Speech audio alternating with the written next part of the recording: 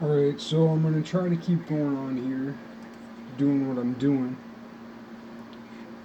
This will be my next.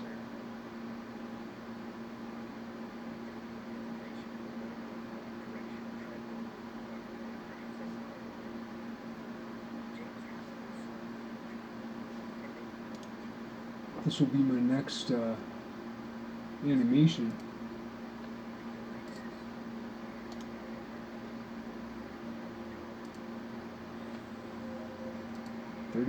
$39.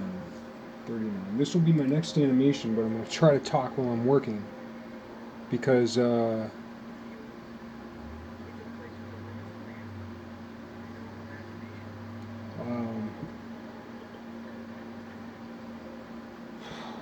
the nows dictate. Across time.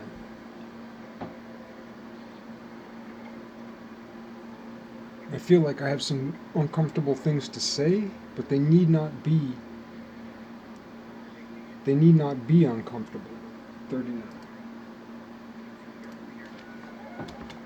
They need not be uncomfortable.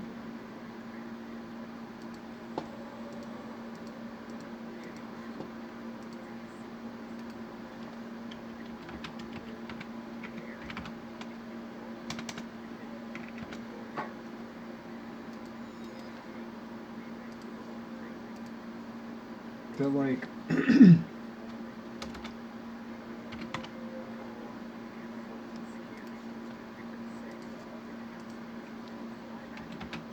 I'm just going to try to get back into the realm of thought that I was in, because when I was doing this before, it's weird. It's weird how you can think about things and have, like, you can be doing something and thinking about things and have a train of thought, but as soon as you begin to speak, it like interrupts the process. But maybe I can get there.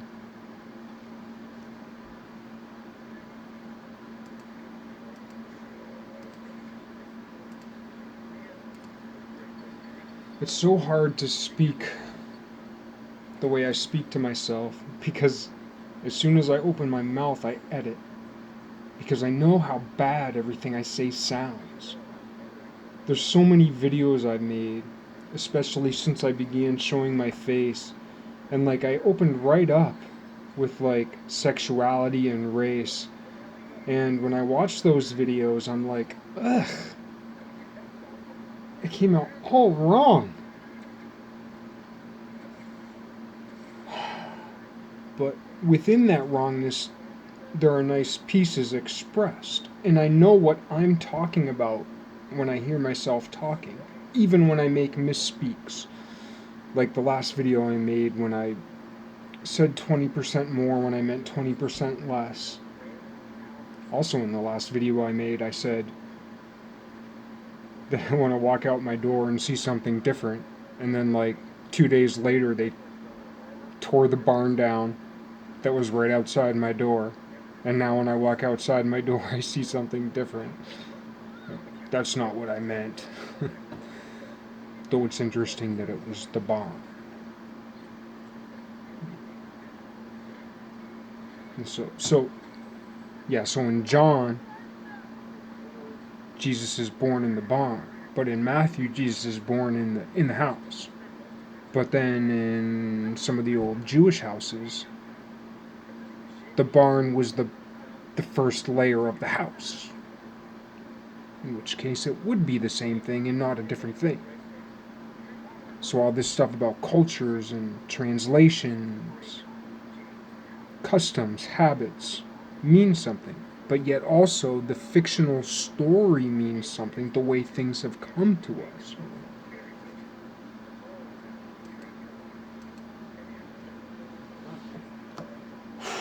There's like two different storylines, two different tracks of uncomfortable things that I know is going to come out wrong, that I want to talk about today bad.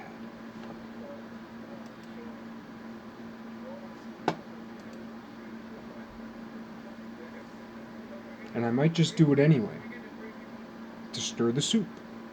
But I'm not trying to stir the soup to stir the soup.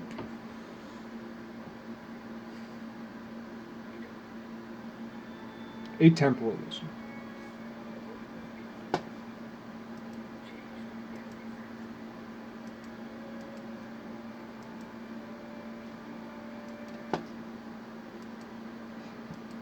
Atemporalism. Maybe if I mumble, maybe if I try something different. Maybe if I try speaking away in a way I haven't spoken before. Maybe if I try speaking, if I get into the thought and then just let the words come. Maybe if I let the words be atemporal and jump around. Maybe I can say what I want to say, but I'm afraid to say it. I'm afraid to say it.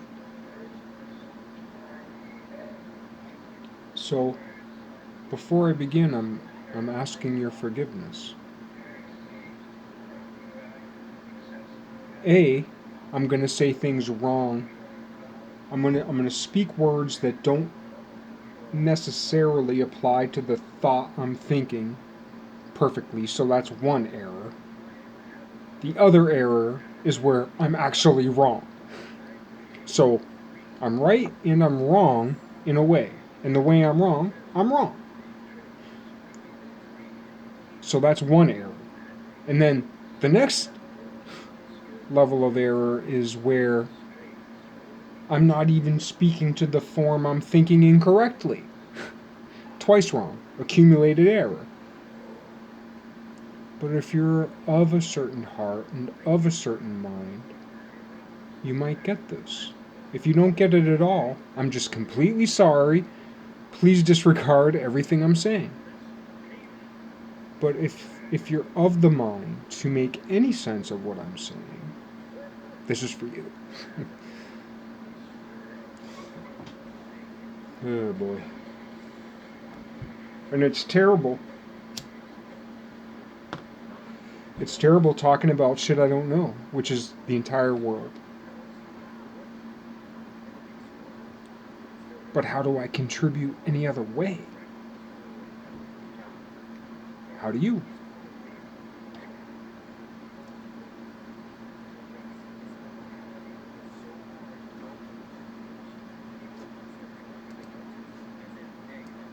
I haven't even got to 41.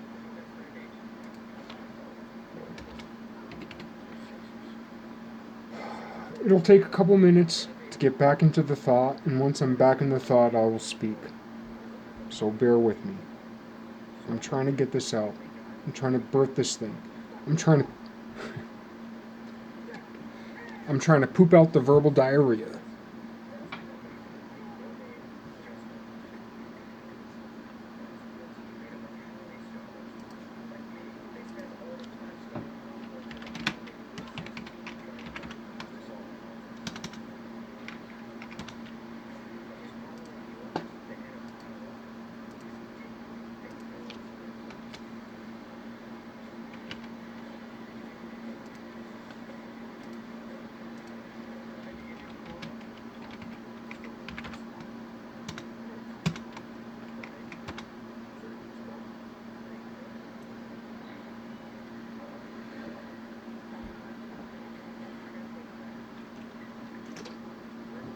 Alright, so far as Abrahamic religions go, so far as the Abrahamic religions, broadly speaking, Christianity, Judaism, and Islam, Christianity is the Abrahamic religion that is messianic.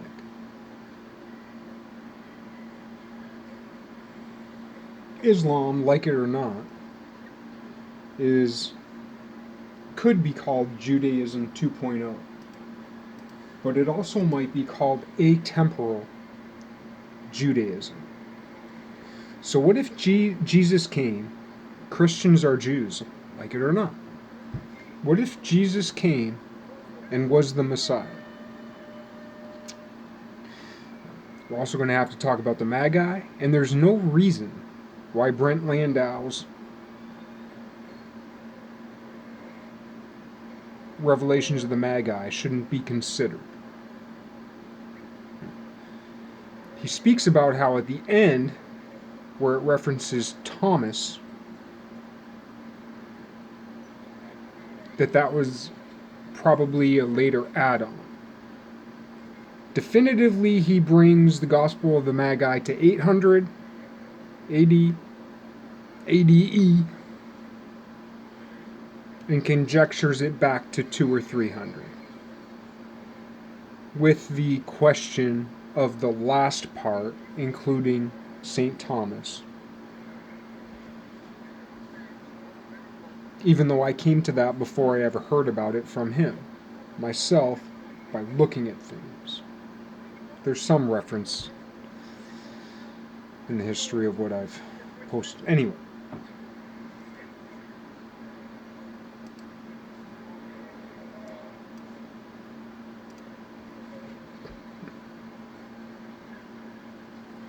And of course, the Magi, so far as the Gospel of the Magi is concerned, could be considered China. However, there's that whole Indian, Pakistan, China region, and St. Thomas was sent back to India to set right what went wrong from where it all came from. It's the whole point of every fucking thing I do, and I'll get there someday. But this is a smaller discussion. Because when we're talking about Abrahamism and the Abrahamic religions of the West, kind of, in the Near East, and the Northern African, we're also talking about Brahmanism. But anyway, we're gonna set that aside for the most part. I'm gonna try not to talk about the Gospel of the Magi too awful much. But forever and ever, amen. Everlasting peace, everlasting Father in heaven.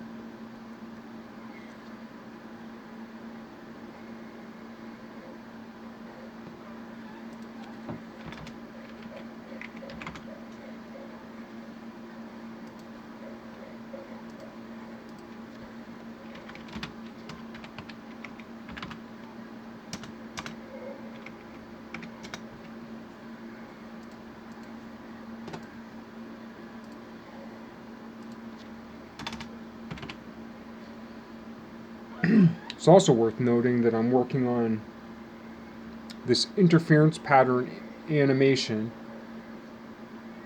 of Archimedes spirals that look like animals. And within these interference patterns of Archimedes spirals, you can come upon both symbolic and not so bad, like anatomical representations of animals. And in Noah's Ark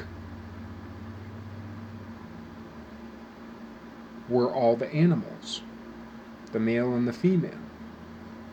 And within this Archimedes spiral interference pattern,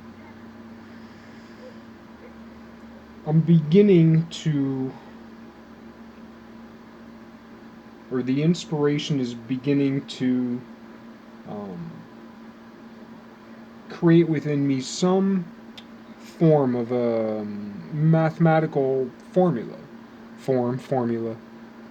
That's the thing about formulas. We think of formulas like on a line, but a formula has to do with a form, what people normally call Platonic forms. I prefer Iamblichean forms.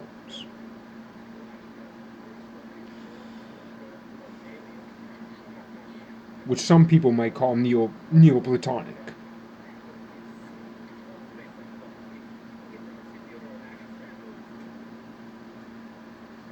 I'm not saying I'm right. But I gel towards things and I have to respond to them.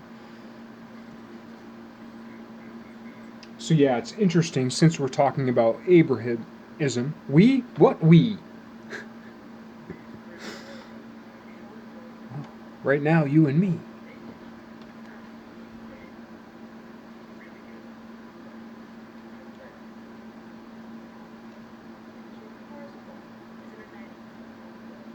Yeah, since we're talking about Abrahamism, and since Noah is referenced in the Revelations of the Magi, the Revelations, the Apocalypse, the way we normally think of like Revelation and John's Revelation and all that, the book of Revelations, all that, quite strange. But if you study it from Archimedes' spiral interference patterns, such as I've shown, and I'm not saying I have it right, but I have it enough right and enough mathematical, especially once it won't be too long in the future when I enumerate, when I actually create a numerical formula that represents the pictures that others can build on, which is the whole point of what I'm doing. I know I will not complete this work, but I know if there's any hope, it will be completed. And it has everything to do with the theory of everything. It has everything to do with a unified theory, because a unified theory in physics, as well as a unified theory in math in the Langlands project, I think that's what it's called. And again, I don't know much math. I know like root 1, root 2, root 3, root 4, root 5, root 6, root 7. That's about where I'm at. But it has to account for meaning, mythology, all that. All that Jungian stuff, not to do away with Freud. And all that Langian, and it's interesting that it's Langian, the Langlands Project in Mathematics, R.D. Lang, not R.T. Lang the comedian, R.D. Lang, the psychologist, Robert Langdon of the Da Vinci Code, written by a dude not too, lives about an hour away down in Peterborough. You'll never guess the town I grew up in, what that's called.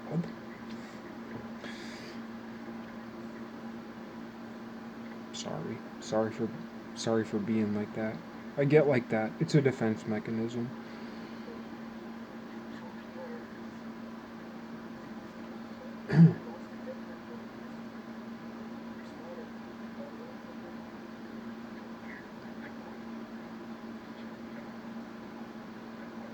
I trailed off, but what I was going to say about the Abrahamic religions, because obviously the Jews, no matter what kind or sect of Jew, and no matter what kind or sect of Islam, if you're Sunni or Shiite or Ibadi, I don't know if I'm pronouncing any of those right, but or like Sufist, which is kind of like the Jewish form of Kabbalist, but like Sufism, I think, like Islam came before, well, not before the Kabbalah proper, maybe, but before the Zohar, the definitive texts of the Kabbalah, which was late, post Christ. Same with Sufism. But when we think of an eternal, not just an everlasting or a forever God, but an eternal God, what if among Abramists, never mind atheists, never mind Christians, what if their Messiah has not yet come? And in the Gospel of the Magi, the Magi, which in that Gospel were 12, not 3, but we don't know how many came. And they came.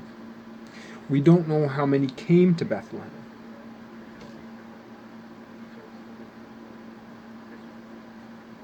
So we don't know how many there were. We don't know how many came to Bethlehem. It's the same thing with disciples and apostles. Mathematically, as far as the code goes, disciples are discs, and apostles are posts, poles. An apostle is an Apollonian. A pole. A pole. So you're talking about a sphere. Everybody's always talking about conics. Conics have to do with toroids. But a spherical toroid is a special case of a toroid, and very important.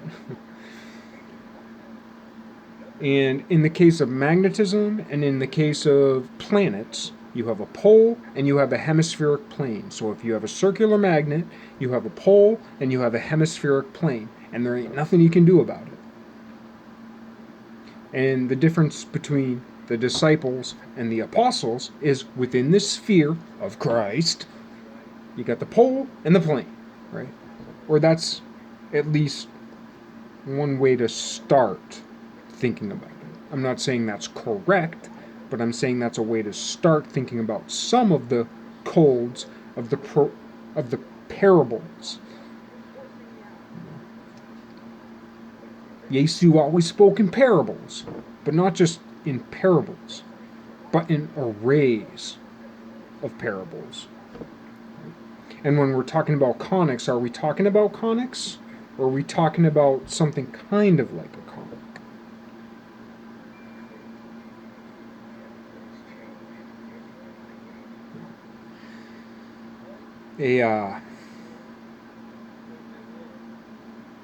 What's it called? Like the sands of time? Hourglass. An hourglass is almost like a conic, but not quite. So is that the shape we're really talking about? Curved, not just straight? But then, as Marco Rodin shows, when you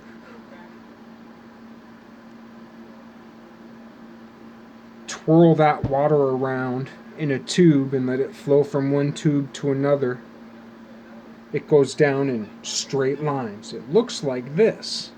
It looks like this, but it's all straight lines. It's what we're trying to figure out. All of us. If we don't know what Einstein knew, plus, if we don't know what Jesus knew, if we don't know what Tesla knew,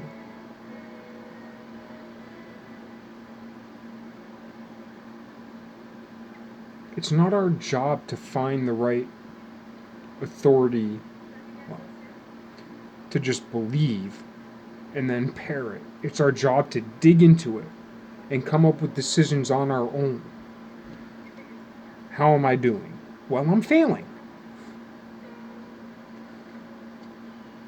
And I'm going to keep failing until I get it. And that's the thing, I've said it before, like the whole Tesla versus Edison debate. People who are strong on Tesla hate Edison. It's just about universal. Putting that aside, 1,000 tries to get that fucking light bulb is a beautiful, inspiring story.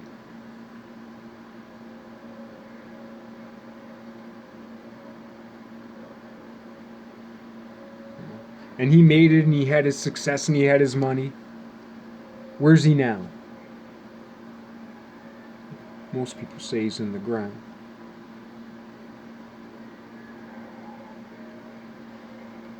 Tesla died penniless, destitute. But yet his contributions will continue to emerge. So in heaven,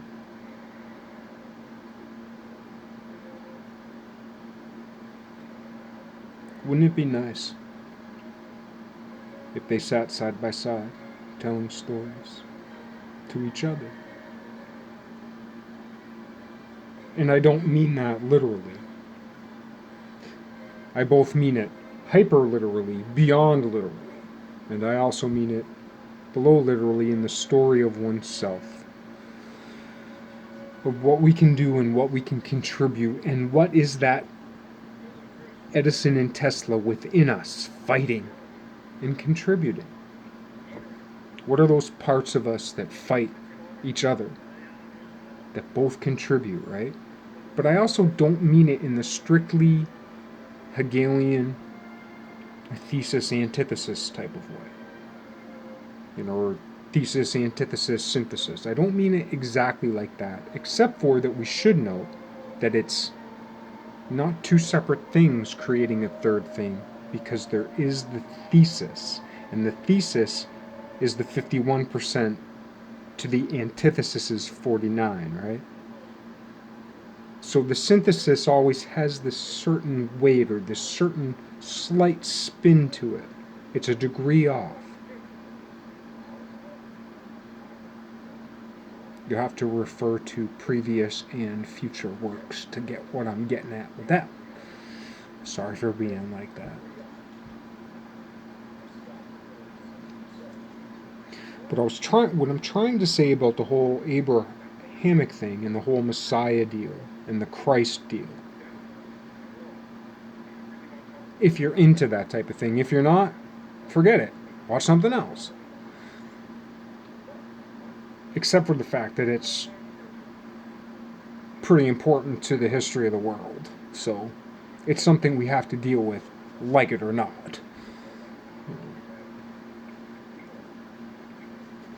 And if you can't tell, I ain't some fucking regular, everyday fucking Bible humper.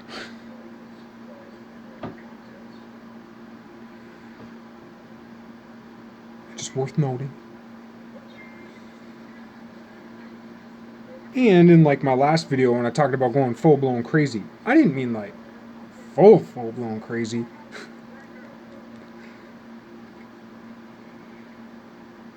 I meant regular people full-blown crazy. Which every regular person goes.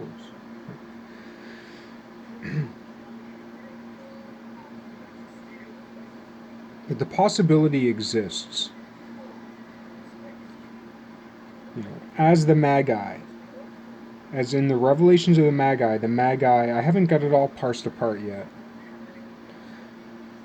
I'm working on it, But like, in the Revelations of the Magi, which has only recently been discovered and no one's talking about, essentially. It should be. Super important. And that's the thing about Apocrypha too. Right? If you believe that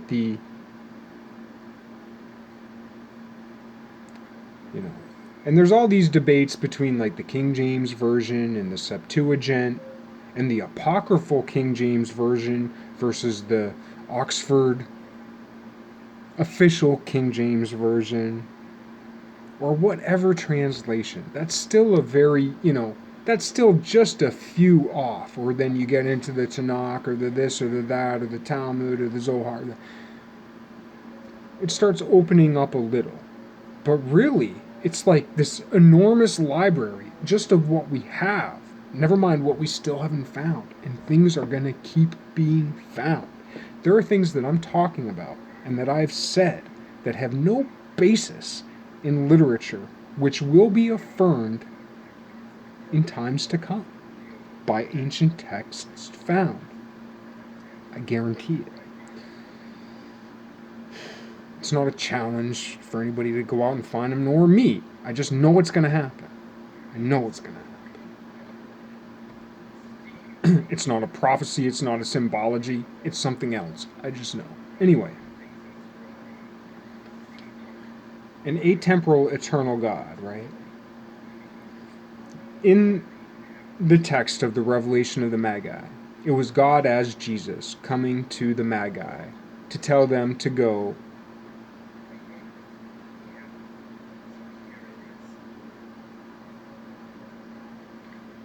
to Bethlehem and to, see Herod, all that normal, regular stuff.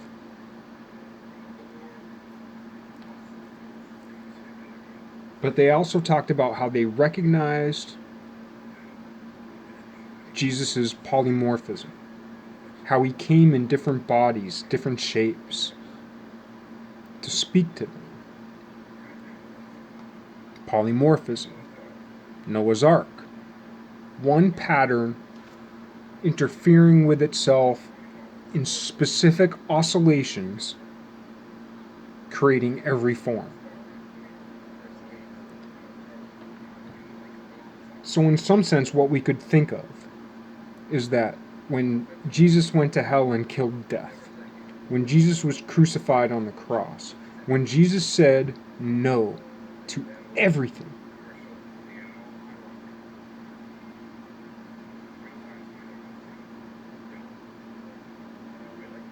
we'll leave heaven aside, because there's all the things about ascending to heaven, ascending to heaven, ascending to heaven, which temporally is problematic. But what we could also consider is that he not only broke space, but broke time.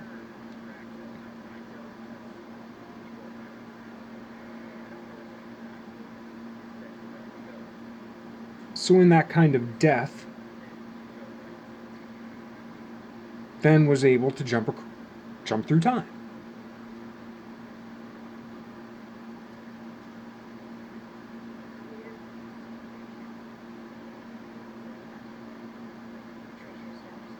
So the God, or the Christ, that came to the Magi was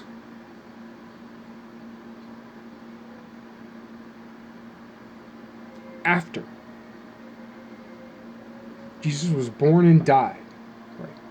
In this sense. It's a way of thinking. Think about it. Born, died,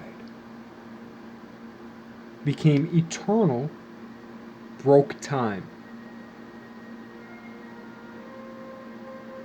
for himself. I hate using the male pronoun, but it's just part of the story for now. Never mind, Agnes. She's a coming. Thank God.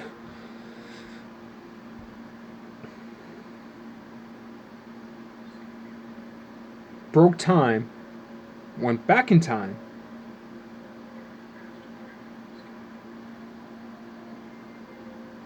to tell the dudes that would teach him later, when he was alive, in the flesh, in those missing years, despite the fact that he was Melchizedekian, but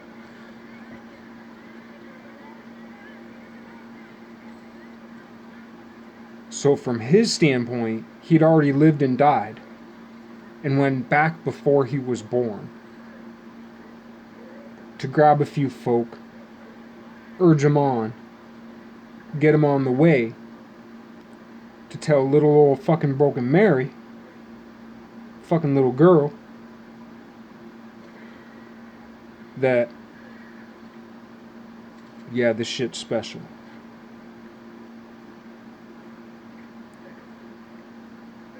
This shit's special, and it wasn't just your people who prophesied this guy. It wasn't just people of, the Arabian Peninsula, the Mediterranean Sea who prophesied this guy.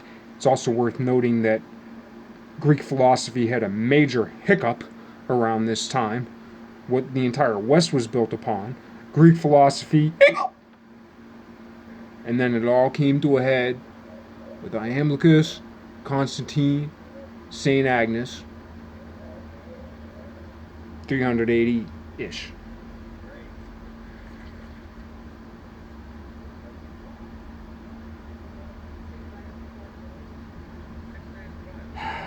So the people who were from the greater China, Indo area, where St. Thomas was sent back to. Whole nother story, don't want to get into it too much.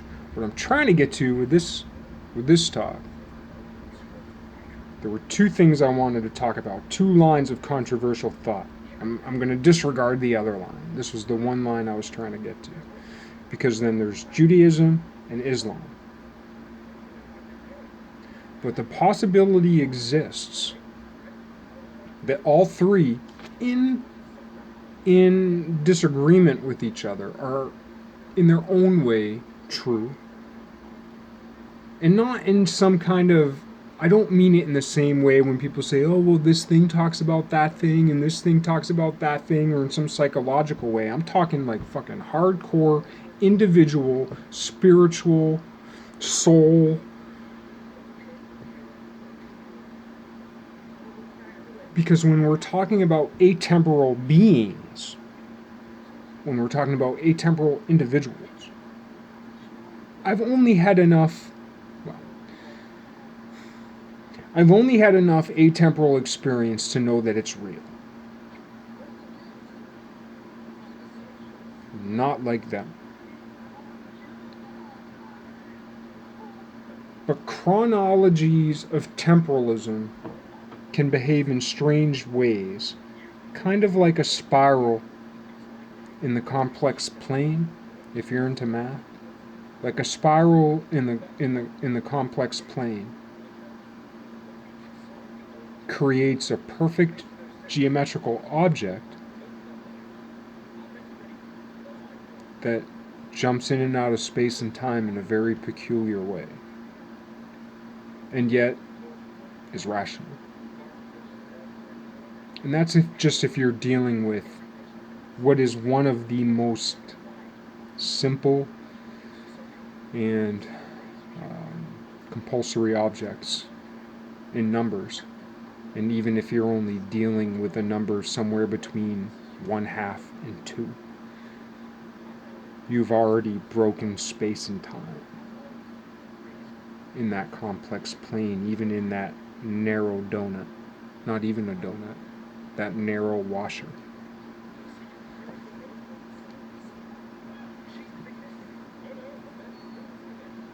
So the possibility exists that for quote unquote true Christians, their Messiah has come. 1 out of 10,000. But for the rest of us, the 10,000 minus 1, for the rest of us, and I'm putting myself with you, we're still not there yet. Even if we've met those with the claim.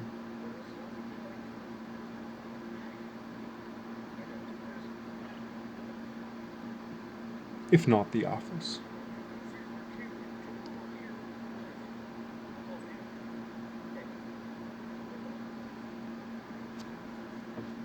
Where am I at? 44.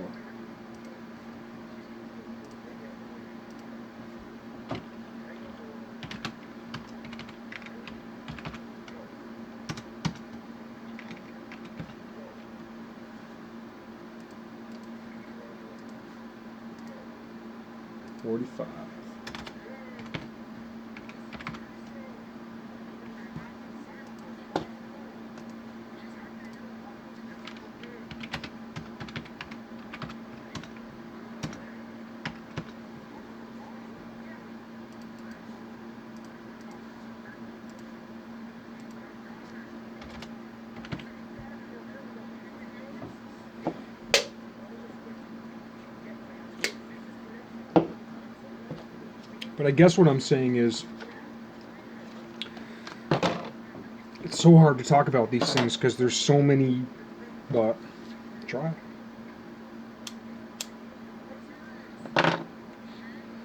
The possibility exists. I mean, I guess, yeah, I'd say. Now, another thing that separates, because you have the Old Testament and the New Testament, and it's written by several different people. Never mind the Apocrypha, also several more different people. And when really what it is like book reports from good students over time, and some have been collected. Though it's not unimportant that some have been collected, but it's also not important that some very specific ones have been missed. We can't take into account every book report ever written, because in a lot of ways, prophets or alchemists or people in any kind of mystical tradition, the texts written are always just this narrow, they're trying to communicate something, trying to say something, and it's always wrong. Once people are actually like ascended or risen or sanctified or saved or resurrected, then everything's different. then they don't write that way. They do it different because they see as God sees and they act as God acts. They see the butterfly's effect through time, so they don't need to communicate in a certain way anymore because they already did that. Once they get beyond a certain point, they can move a pebble in the road and see how that affects the next fucking 10 years.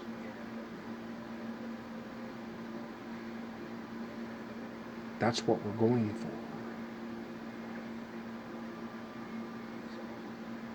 Which is incomprehensible. It's still incomprehensible to me. But I've seen it. I've seen it done. Day after fucking day. And it's aggravating as shit. Pretty much pisses me off, to be honest with you. But it's more true than me, so I have to speak to it. And I have to try to understand it. Because anything I do that doesn't take that into account doesn't fucking matter. Anyway, what I'm trying to say is that the possibility exists that for some people, their Messiah, their polymorphic Christos, has appeared and is their panoply of teachers as a polymorphic one. That's possible. While at the same time, for other people, the Messiah, it's possible that the Messiah has come and has not come. That's possible. It's possible considering atemporality.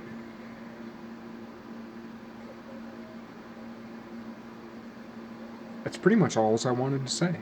Why does it take me so long to get what I'm trying to say?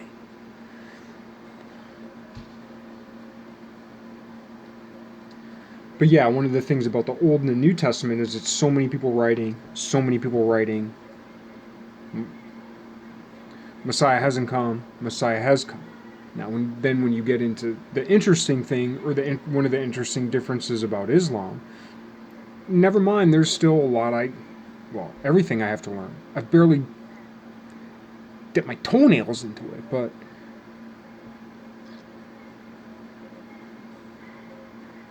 it was written by one dude over a long period of time.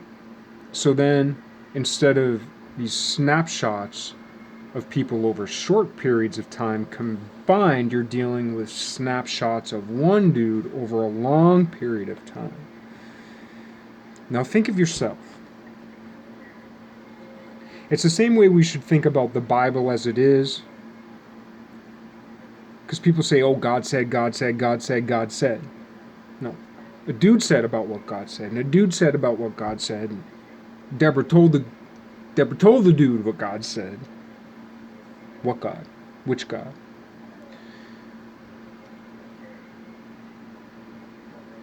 But then also, God meets us where we are. God meets us in our incompleteness. If I read all my journals and strung them together, or even this channel, it's incomprehensible is one thing. Let's say one day I get to a truth that is really worthwhile, really worth spreading, right? It's possible. Even in me, it's possible. Say that happens. You gonna take every dog shit fucking thing I ever said for the truth?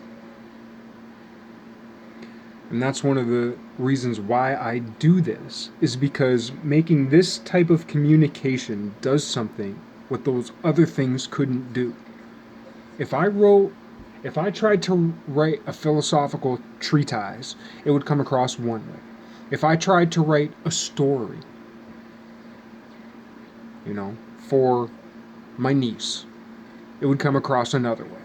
If I tried to write a story for my mom, it would come across another way.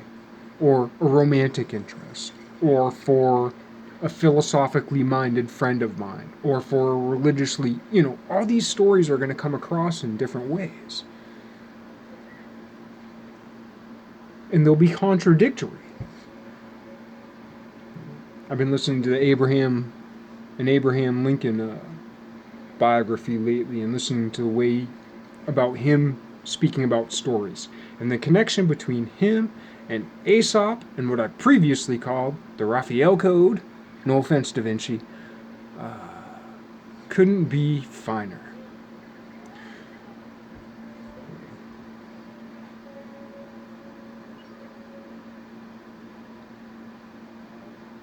An atemporal, polymorphic body of Christ. The possibility that I hate saying he, because I know of the female Christs, personally.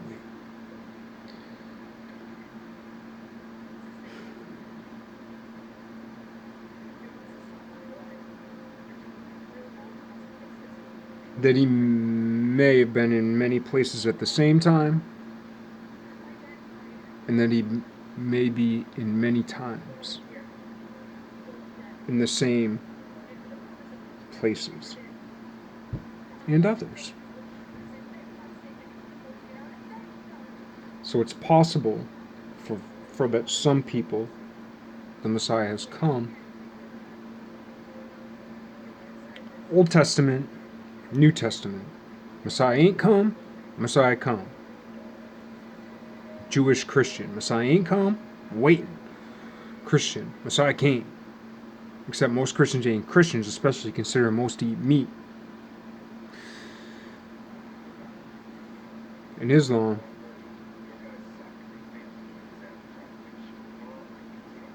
which in some sense is Judaism 2.0, and I'm really sorry for being so insulting that way, but that's the best way I can understand it. But it's definitely, I almost feel like it's saying there ain't no Messiah.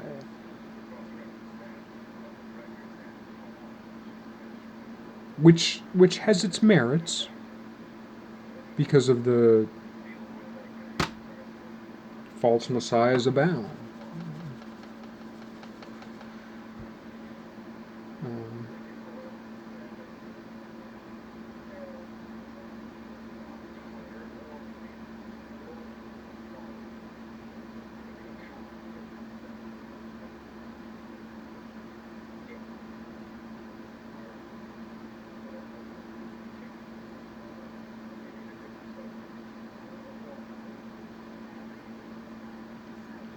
And I want everyone's Messiah to come for them.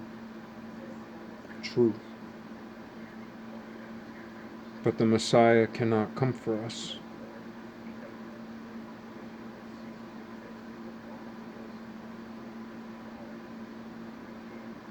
If we don't work for the omega point with the greatest volume. I recognize that sounds ambiguous. I don't mean it poetically at all. I mean it very exactly. But this video is over.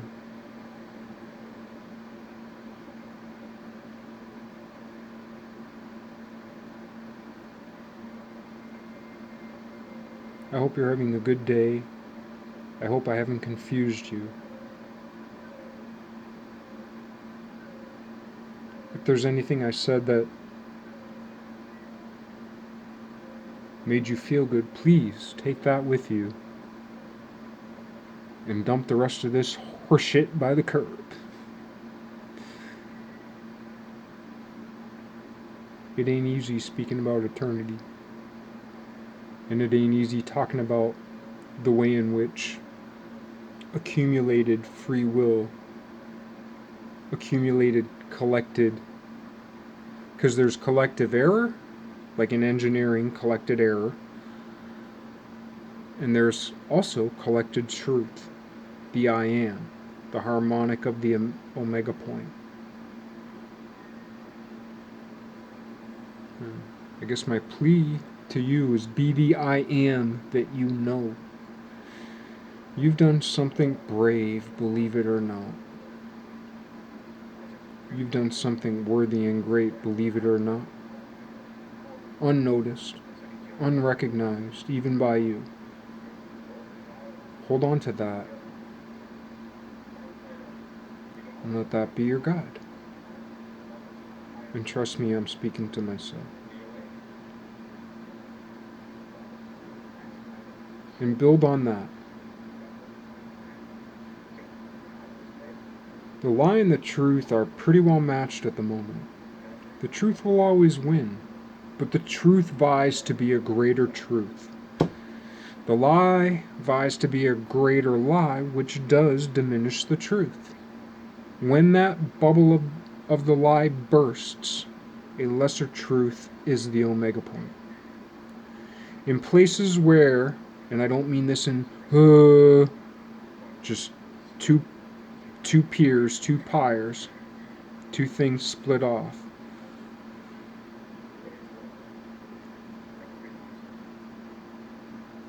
And this time, the lie and the truth are actually pretty well balanced, and we're in a place where we can crush much of that lie and extend the truth. Actually create a larger omega point, include more souls in heaven, so to speak. That's the point we're at. And when I say point, I mean roughly somewhere between the next 20 and 200 years. Roughly.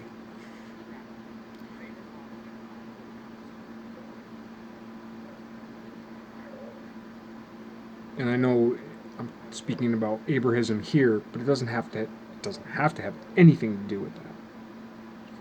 Or less. It always has something to do with that. Just because of the history of the world.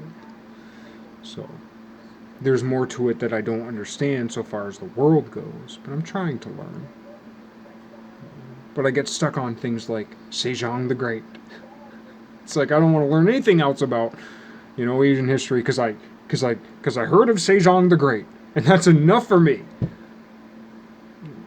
Greatest people ever fucking born, so far as I can tell. And people are anti-monarchy. Well, maybe we should get those Jurassic Park dudes together and regenerate Sejong the Great. About 15 of them. And pretty much put them in charge of the world and just do what the fuck they say, I don't mean that entirely, but